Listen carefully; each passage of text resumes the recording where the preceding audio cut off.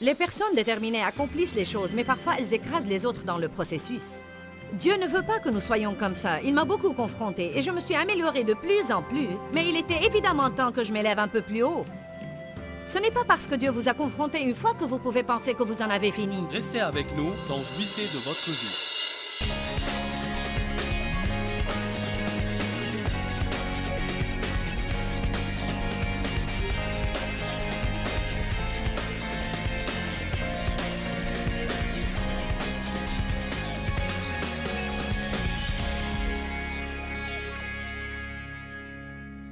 La Bible dit que nous avons à être hospitaliers.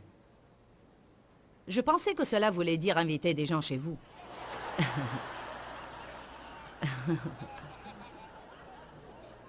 Mais pour être honnête avec vous, je vous dis que je ne suis pas vraiment une personne hospitalière. Je n'aime pas avoir des visiteurs, ni tout ranger après leur départ. Vous êtes ce que vous êtes. Je me suis toujours demandé à propos du verset qui parle de l'hospitalité. Mais durant cette expérience sanctifiée, Dieu m'a donné une révélation. Être hospitalier, c'est être bienveillant. Vous savez ce qu'est l'un des plus grands problèmes que nous avons dans ce pays? Nous ne voulons pas consacrer du temps pour les relations. Sauf si c'était quelqu'un qui pourrait ajouter quelque chose à notre vie. En d'autres termes, si vous pouvez me faire quelque chose de bien, je prendrai du temps pour vous parler et vous accueillir.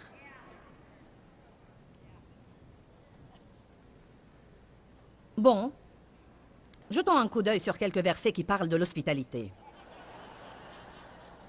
Romains 12, 13. Vous savez quoi? Il y a des personnes ici qui ne sont pas tellement bienveillants. Il y a des prédicateurs qui ne sont pas bienveillants. Vous comprenez, chacun a ses défauts. Et certains sont trop bienveillants. Ils sont... À chaque fois qu'ils rencontrent une personne, ils veulent lui raconter l'histoire de leur vie et savoir son histoire. Et il y a des gens comme moi qui disent « Donnez-moi ce que je veux et laissez-moi partir ». Il est évident que je ne suis pas comme ça avec tout le monde. Mais je ne voulais pas prendre le temps de développer une relation avec cette fille. Je voulais du hot dog et du coca. Mais j'aurais pu quand même dire « Comment ça va aujourd'hui ?» Est-ce qu'il fait chaud dans ce petit stand ici? C'est simplement le sel de la vie. Les aliments insipides sont... Ma conversation avec cette fille était pareille, elle était insipide. Nous n'avons pas à faire un grand effort pour être aimable avec les gens. Comment vas-tu aujourd'hui? La tenue que tu portes est très belle. J'aime beaucoup la couleur de tes cheveux. Vous savez quoi? Probablement que si je lui avais dit quoi que ce soit pour qu'elle se sente mieux dans sa peau, au lieu de l'approcher en lui aboyant des ordres. Je n'étais pas méchante dans la façon dont je lui ai parlé, mais je n'ai pas pris le temps de m'intéresser à elle.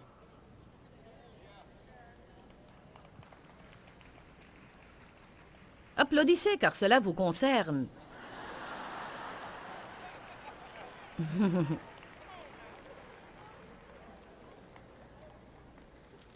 Vous qui avez une personnalité comme la mienne, une personnalité colérique de meneur orientée vers le but et bien déterminée. Je veux dire, je suis déterminée. J'étais déterminée à avoir le hot dog. Parce que j'avais chaud et je voulais en finir avec pour retourner dans la salle climatisée. J'étais déterminée.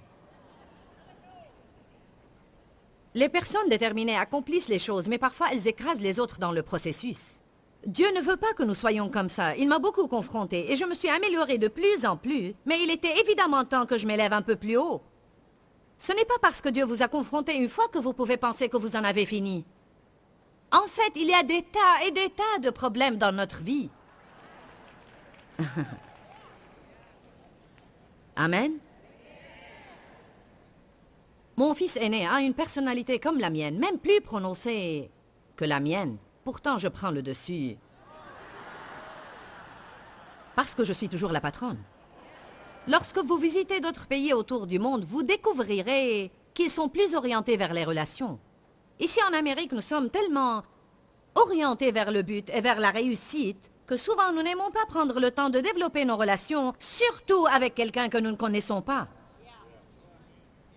C'est pourquoi nous ne sourions pas aux gens dans la rue et nous ne saluons pas ceux que nous ne connaissons pas. Mais dans les pays du Sud, les personnes sont plus orientées vers les relations. Alors les peuples du Sud sont beaucoup plus aimables et plus bienveillants parce qu'ils ont appris dès leur enfance que ceci est important. Plus vous vous dirigez vers le nord, plus il fait froid, plus les gens sont froids parfois.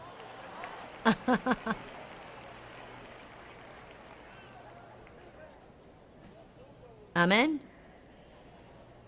Quand je visitais une église lointaine dans le nord, je ne vais pas mentionner le nom de l'État pour que personne ne se sente offensé.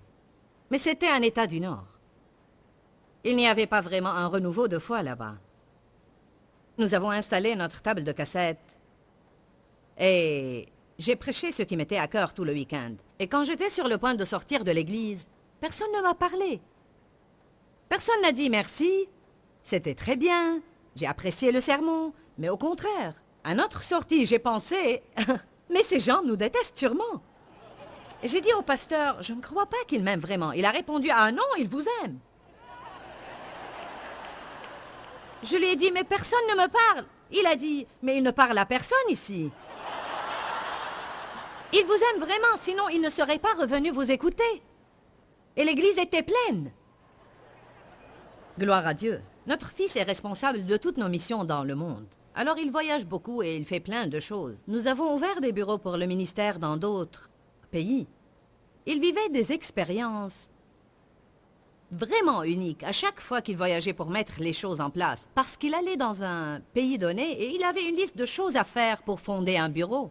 Il est d'une personnalité orientée vers le but. Il accomplit le travail et il rentre chez lui. Il blessait les gens à tort et à travers. Et il ne comprenait pas ce qu'était le problème. On lui a dit finalement, dans ce pays, on prend le temps de développer les relations. On n'est pas intéressé à faire des affaires avec vous, à moins de former une relation. Nous sommes tellement intéressés à la prospérité, orientés vers le but et le succès, que nous pensons trop à ces choses-là et nous ne nous intéressons pas suffisamment aux gens.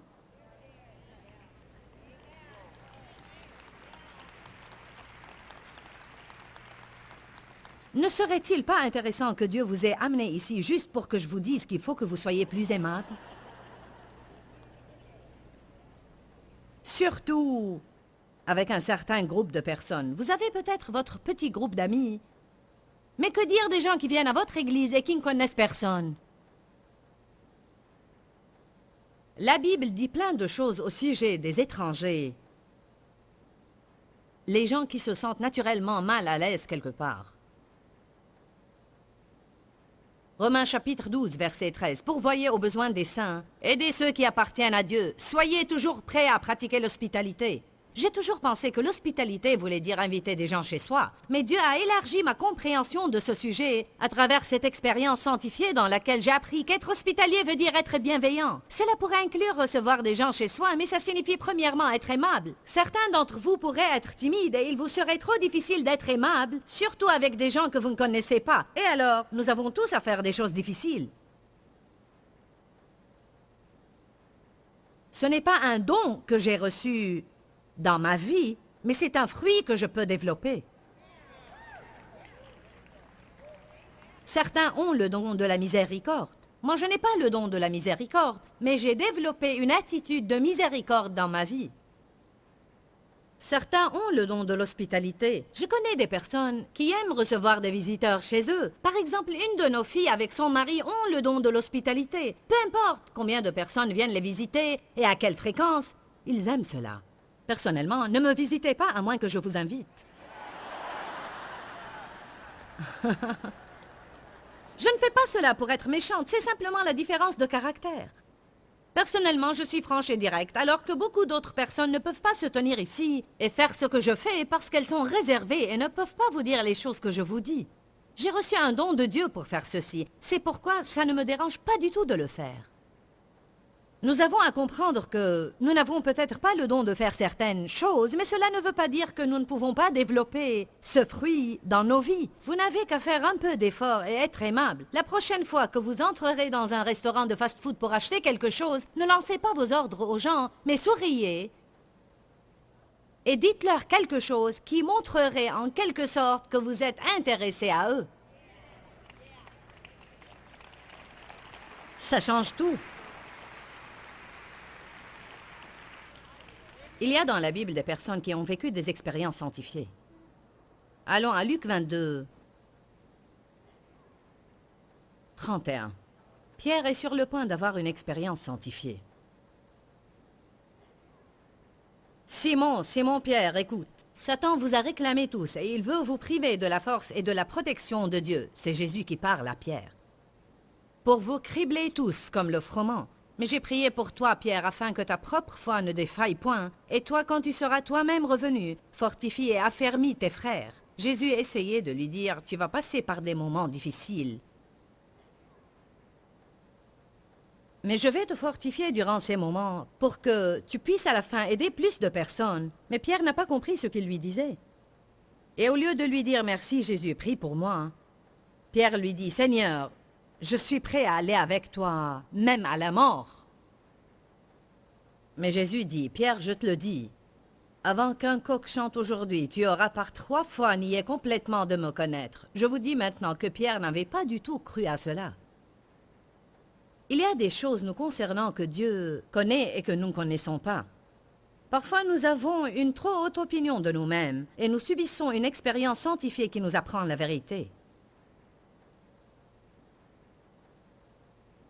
Un des outils dans la boîte à outils de Dieu, c'est que Dieu met dans notre vie des personnes qui nous irritent.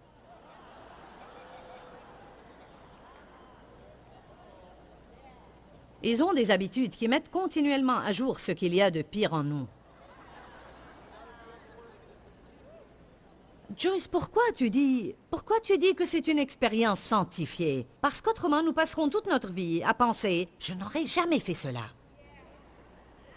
Nous jugeons les autres. Comment tu as pu les traiter comme ça? Pourtant, nous faisons la même chose. Nous devons voir toutes ces choses en nous. Parfois, Dieu permet que nous soyons dans des situations qui mettent à jour ce qu'il y a de pire en nous, en espérant que nous ferons face à la vérité de notre personne et que nous nous repentirons et demanderons à Dieu de nous aider, de nous purifier et de nous changer. Il nous blesse afin de nous guérir.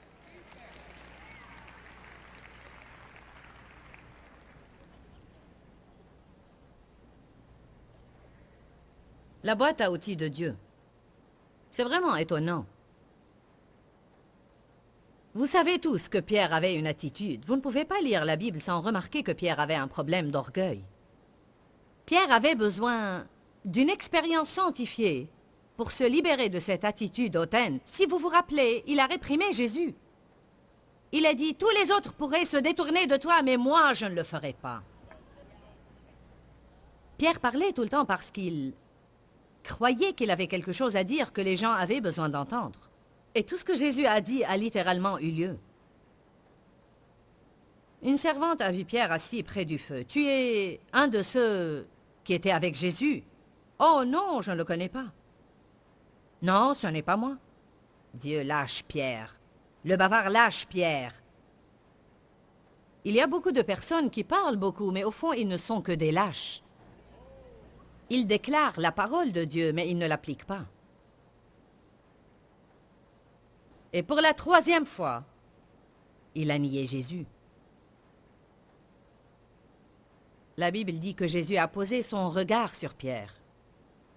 C'est comme ce que Nathan a dit à David, « Tu es cet homme-là. » Nous en avons parlé ce matin. Lorsque Nathan a donné à David l'exemple d'un homme riche qui avait beaucoup de brebis, et pourtant il a volé la seule brebis que possédait un homme pauvre, car David avait pris la femme d'Urie alors qu'il pouvait avoir tout ce qu'il voulait. David voulait ignorer son péché, alors Dieu a envoyé Nathan le prophète pour lui donner cet exemple. En tant que roi, David, que mériterait l'homme qui a commis cet acte? Il a dit, il mérite la mort. Nathan lui dit, tu es cet homme-là.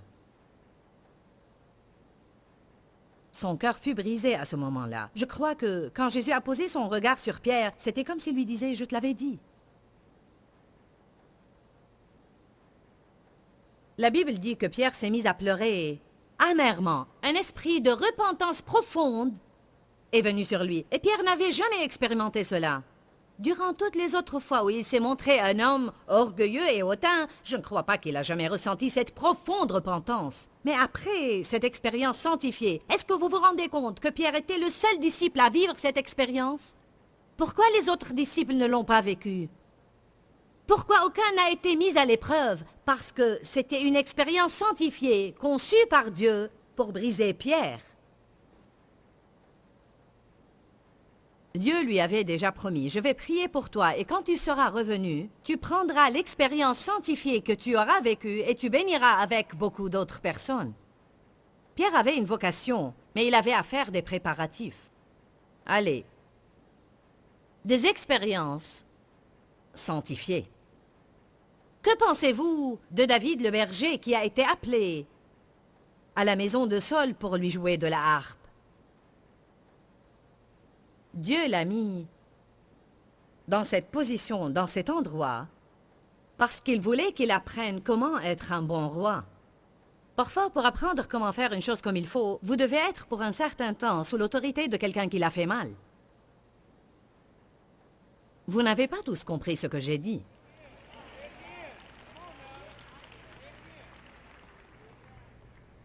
Parfois, pour apprendre comment traiter les gens comme il faut, vous devez travailler chez quelqu'un qui vous traite mal. Car ainsi, vous apprendrez combien il est pénible d'être maltraité. Et vous ferez un vœu. Je ne vais jamais traiter les autres de cette façon parce que je sais combien ça blesse. Parfois, Dieu ne vous met pas dans un endroit pour vous apprendre ce que vous devez faire, mais ce que vous ne devez pas faire. Amen.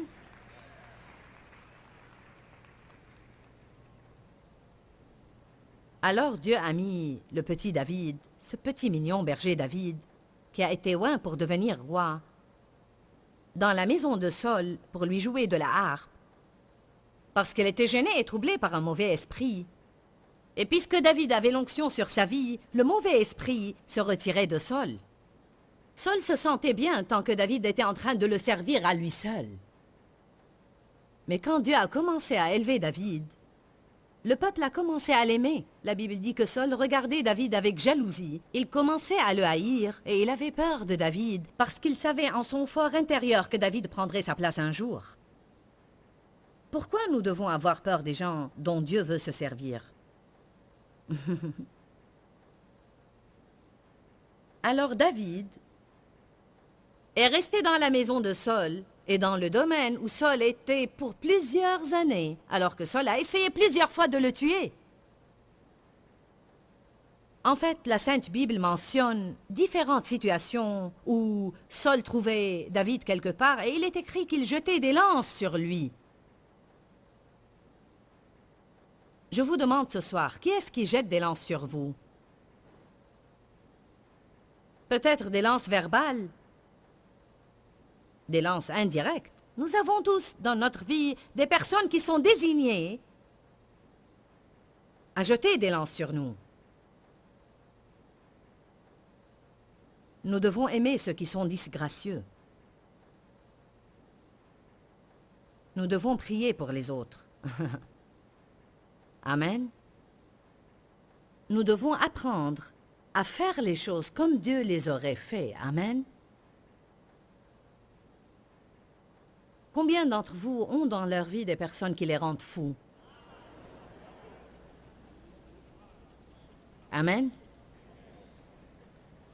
Vous savez, ces personnes sont des Sauls dans votre vie.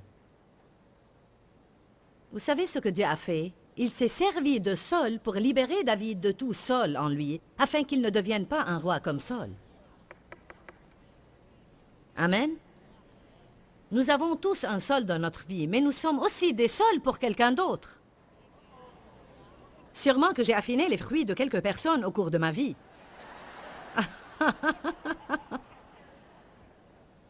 Il s'agit non seulement de ce que les autres font pour nous, mais aussi de ce que nous faisons pour eux. Combien d'entre vous pensent qu'ils ont dans leur vie des personnes dont ils ont affiné et soigné le fruit? Parfois, quand je rencontre certaines personnes, je dis « elles pressent mon fruit ». Vous Vous ne saurez jamais si votre fruit est bon, à moins de le presser. Que dire de Joseph? Dieu, est-ce qu'il a vécu une expérience sanctifiée ou non? Le garçon innocent a raconté son rêve à ses frères. Et ils l'ont haï. Ce n'était pas sage de le faire. Parfois, nous avons à passer par des expériences sanctifiées, car nous ne sommes pas assez sages. Je ne crois pas que c'était une bonne chose à dire. Hé les gars, vous savez, Dieu m'a donné un rêve. Vous allez tous vous prosterner devant moi un jour. Il n'était pas prêt à le faire. Joseph était innocent, mais il était imprudent. Il faut que nous ayons toutes ces expériences dans notre vie pour que nous apprenions à nous comporter avec sagesse. Il y a des choses que vous pouvez dire et d'autres que vous ne pouvez pas dire. Alléluia. Nous avons tous des choses pareilles qui se passent dans notre vie. Joseph était un enfant formidable, avec un appel formidable. Mais il devait apprendre à se comporter avec sagesse. Ils l'ont jeté dans une citerne, puis ils ont décidé, nous pouvons gagner un peu d'argent en le vendant. Un homme appelé Potiphar l'a acheté, et il était riche en Égypte. Dieu lui a donné grâce dans la maison de Potiphar, et il est devenu l'intendant de Potiphar en charge de tout ce que Potiphar avait. Donc, il a trouvé tellement de grâce que la femme de Potiphar voulait l'entraîner dans l'immoralité, mais David a refusé de la suivre. Pour cela, elle a menti à son propos et il s'est retrouvé en prison pour un crime qu'il n'a pas commis. Pendant qu'il était là-bas... Ah oui, c'est Joseph et non pas David. Mais le point est le même.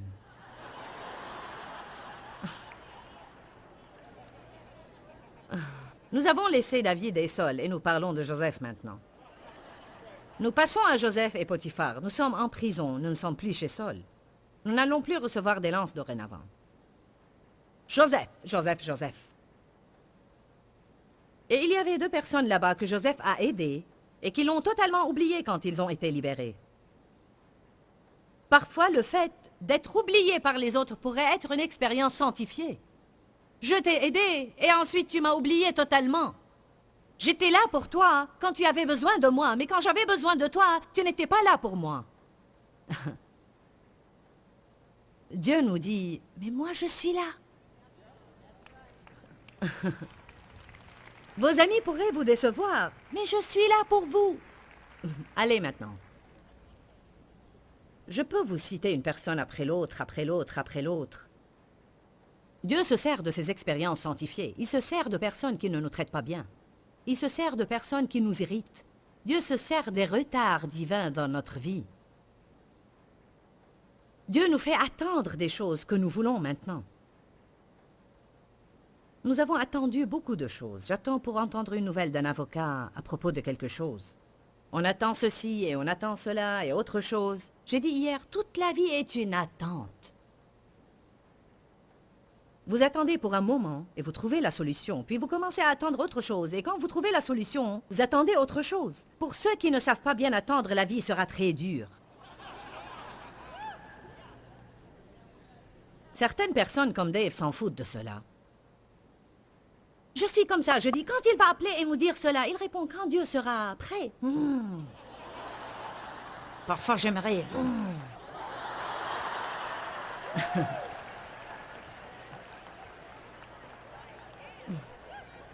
Vous ne détestez pas quand vous avez quelqu'un dans votre vie qui a toujours raison, mais vous en avez marre de l'entendre?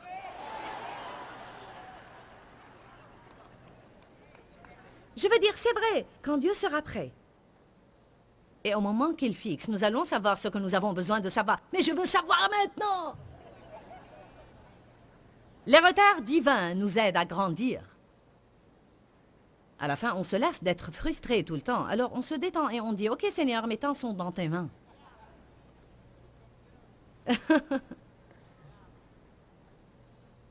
Dieu se sert de plein de choses qui sont pour notre bien. Nous allons terminer avec Genèse 50-20.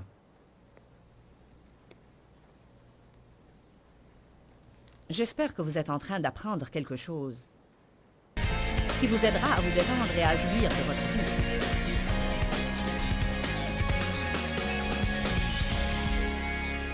Nous avons parlé aujourd'hui à propos des choses dont Dieu se sert pour que son travail soit accompli dans notre vie. Nous savons qu'il y a des circonstances que nous n'aimons pas du tout, mais le Seigneur s'en sert. Souvent, nous ne comprenons cela qu'après avoir surmonté le problème, puis nous revenons sur le passé et pensons « Maintenant, je comprends ce que Dieu était en train de faire et je me suis rendu compte que cette chose qui m'était difficile s'est avérée une chose bénéfique pour moi. » Pourquoi Seigneur, pourquoi? Dans ce livret, Joyce Meyer nous enseigne à travers la parole comment être délivré de la confusion. Pour obtenir ce livret gratuitement, écrivez-nous à Joyce Meyer, boîte postale 40095-6300 Larnaca, Chypre. Ou bien visitez notre site web www.joycemeyer.org/fr.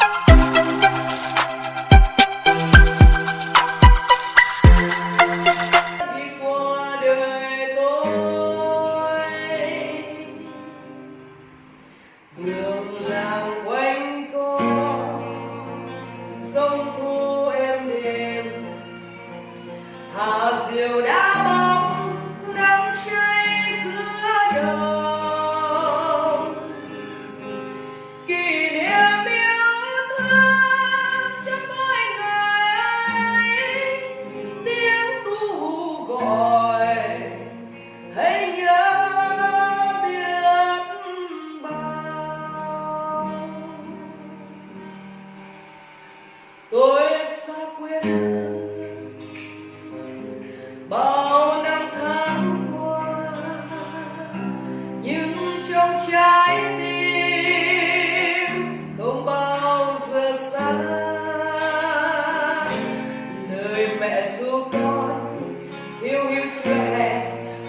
หลุดเนื้อรู้วัด